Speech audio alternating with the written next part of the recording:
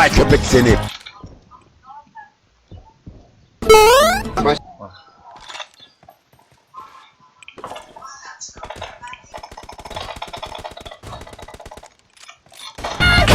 Kara köpek seni.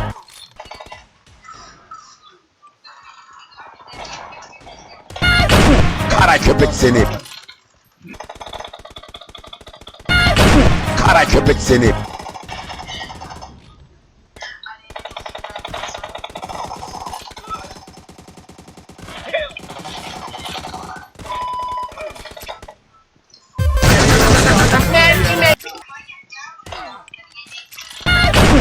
Kara köpek seni.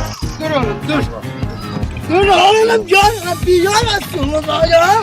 Ben öyle kolay kolay ölmem. Ne kadar komik ya. Artık şöyle konularda olur mu?